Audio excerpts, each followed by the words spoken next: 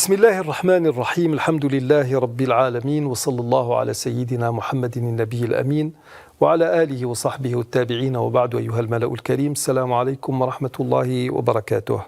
Nous nous intéresserons aujourd'hui aux propos d'un grand orientaliste espagnol, spécialiste essentiellement de l'histoire des sciences, Juan Vernet Gines, qui a beaucoup écrit, surtout dans le domaine de l'architecture.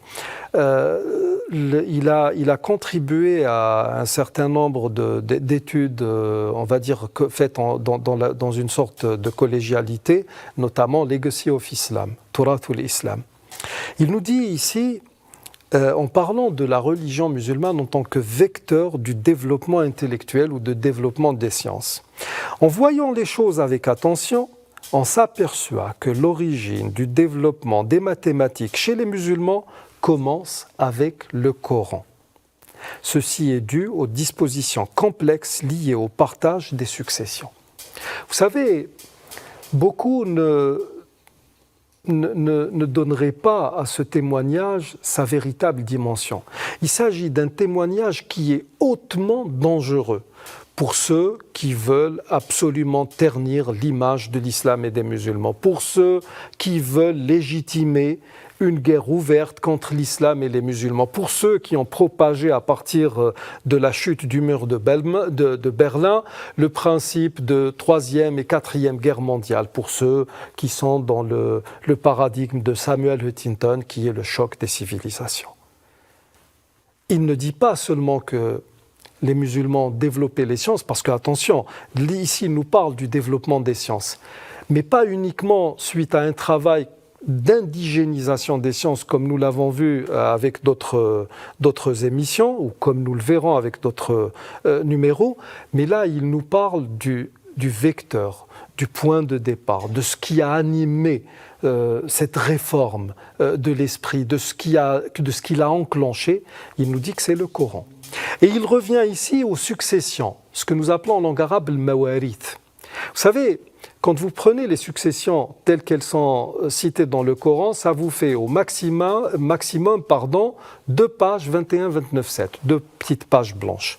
Si vous allez dans toutes les autres juridictions ou droits, appelez-les comme vous voulez, c'est minimum une dizaine de gros livres pour parler du système de succession, de l'héritage, etc.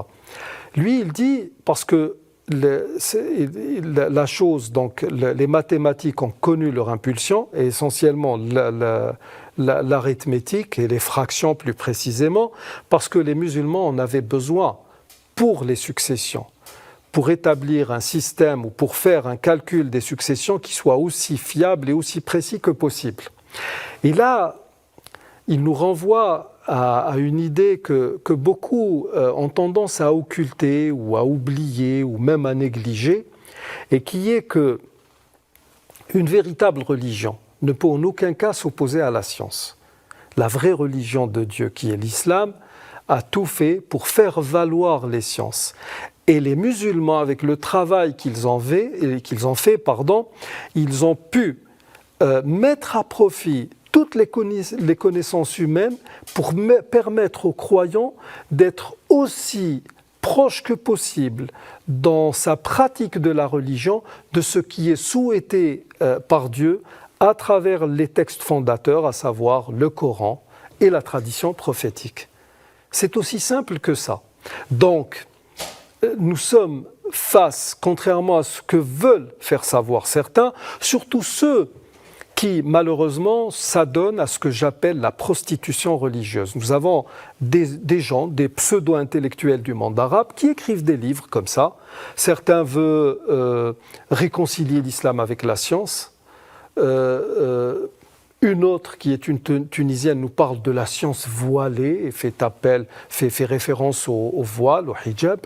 Et ma foi, l'islam est vraiment innocent de tout cela, et il est vraiment aux antipodes de ce que veulent faire croire ces gens qui veulent ternir cette image.